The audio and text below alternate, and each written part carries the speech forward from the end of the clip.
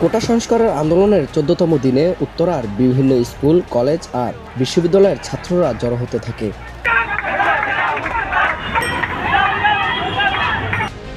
সকাল 10টায় ছাত্রদের প্রতিহতে আসে আওয়ামী লীগের অঙ্গ সংগঠনের নেতাকর্মীরা।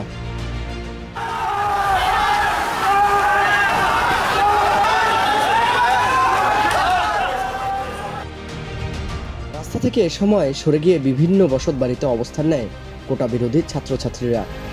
এ সময় বাসাবাড়ির গেটেও হামলা করে আন্দোলন প্রতিহত করতে আসা পক্ষ।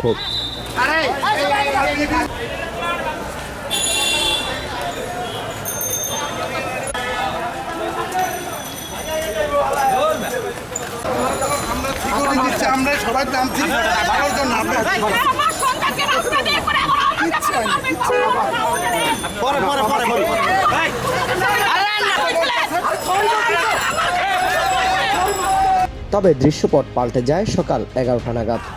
চারিদিক থেকে হাজার হাজার শিক্ষার্থী একত্রিত হতে থাকলে সংঘর্ষে জড়িয়ে যায় আওয়ামী লীগ আর কোটা বিরোধী আন্দোলনকারীরা।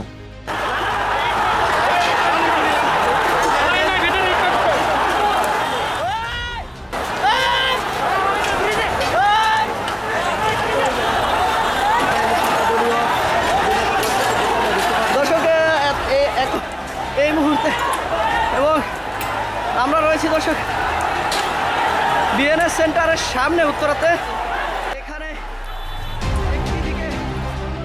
এভাবে সংঘর্ষ চলে প্রায় 30 মিনিটের মতো। পরে আওয়ামী লীগ পিছু হটলে পুরো উত্তরা রাজপথ দখলে চলে যায় আন্দোলনকারীদের হাতে। ইতিমধ্যে তাদেরকে হটিয়ে দিয়েছে, কিন্তু প্রাথমিক দিকে দেখতে পাচ্ছেন দর্শক, প্রাথমিক দিকে কিন্তু বিভিন্ন শিক্ষা প্রতিষ্ঠান থেকে আসা শিক্ষার্থীরা এ সময় কোটা বিরোধী নানা স্লোগান দিয়ে প্রকম্পিত করে পুরো উত্তরা। চলে গেছে আমরা কিন্তু কিছুক্ষণ পূর্বেও দেখেছি যে এখানে আওয়ামী লীগের যে সংগঠনের। তবে বেলা 12টা থেকে শুরু করে আবারও সন্ধ্যা পর্যন্ত বিভিন্ন অলিগলি থেকে আন্দোলন দমনের চেষ্টা করে উত্তরার আওয়ামী লীগের কর্মীরা। তবে কোটা আন্দোলনকারীদের শক্ত অবস্থানের কারণে তারা আর রাজপথে উঠে আসতে পারেনি।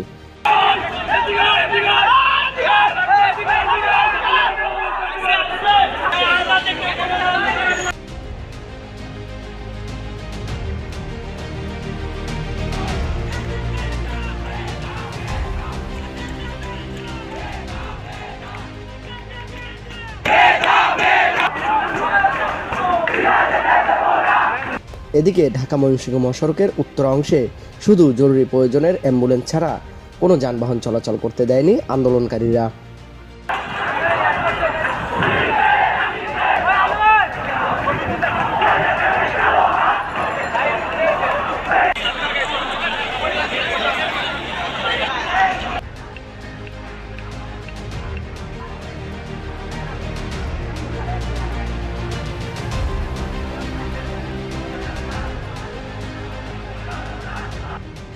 উত্তরা, আবদুল্লাপুরের সুইচ গেট, বিরুলিয়া এলাকা ও গাজীপুরের বিভিন্ন স্থানে কোটা বিরোধীদের শক্ত অবস্থানে কার্যত বন্ধ ছিল ঢাকা ময়মনসিংহ ও টঙ্গী সিলেট আঞ্চলিক মহাসড়ক।